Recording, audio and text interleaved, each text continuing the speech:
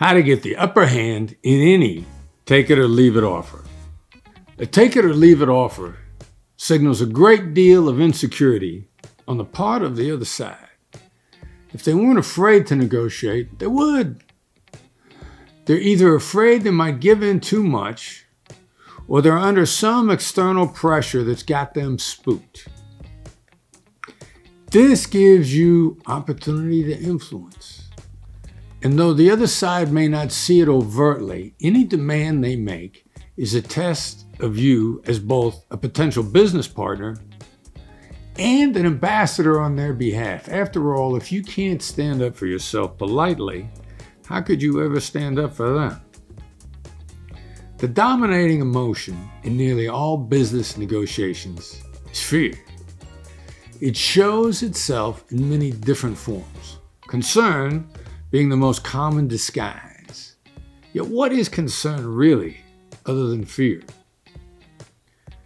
Your job is to gently cast yourself as being respectful, not a pushover, and capable of looking out for the long-term interests of both sides. These things increase your value long-term, which is your real overall goal. Here are 4 powerful tools for handling take it or leave it offers. Number 1, the no-oriented question opener.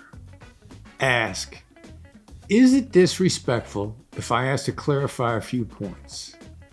This is a no-oriented question. People are much more comfortable saying the word no than they are saying yes. The Pavlovian response, you remember Pavlov's dog that salivated every time it heard the bell ring? The Pavlovian response is saying the word no is protection and safety. When you say no, you feel you've protected yourself. Since yes, saying yes, is most often a trap to people, they're often very leery of saying it. Again, it's a Pavlovian response. You'll be stunned at what people are willing to say no to. In the unlikely event the answer is yes, well, then you just learned a great deal about your potential future partner, which makes you smarter. Number 2, mirror, mirror. Select which points you want to test for movement and simply mirror them. The definition of a mirror, from the methodology in my book, Never Split the Difference, is repeating a selected 1 to 3 words or the last 1 to 3 words of what someone has said.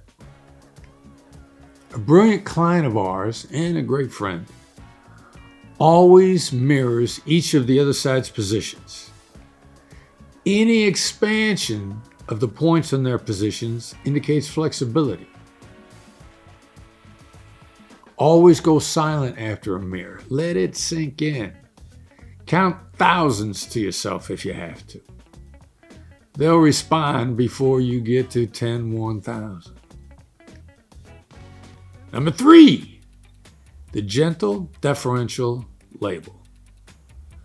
The next thing you want to do is use a label.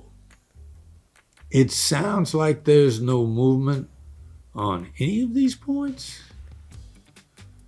Tone of voice is critical. Deferential, gentle, and an upward inflection at the end. This isn't an accusation, but an inquiry. Again, say it like this. It sounds like there's no movement on any of these points. Again, say it like this. It sounds like there's no movement on any of these points.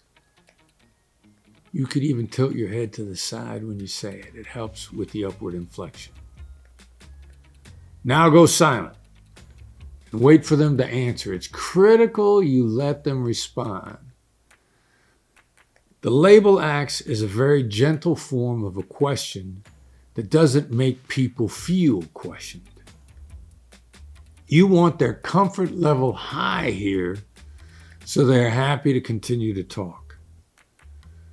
Then, to make sure that you've thoroughly clarified their response, use a mirror. This is a great tool to get someone to expand on what they've just articulated, while at the same time feeling completely in control. They don't feel challenged. Number 4, if all else fails, generosity. This is another label. If all else fails, you want to use the label, you've been very generous. It looks like there's nothing more here you can do. Notice I downward inflected at the end.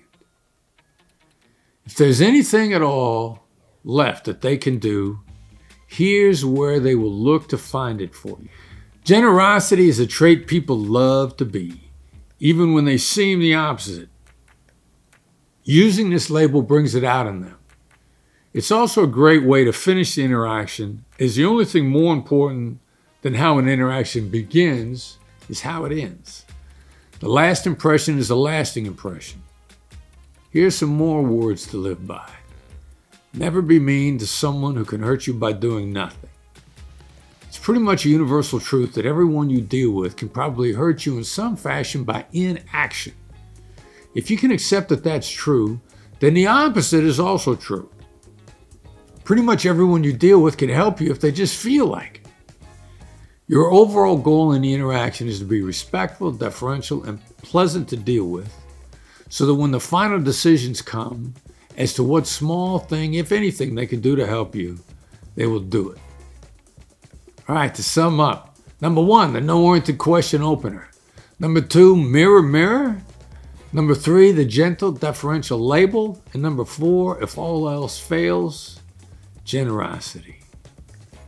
Make it rain.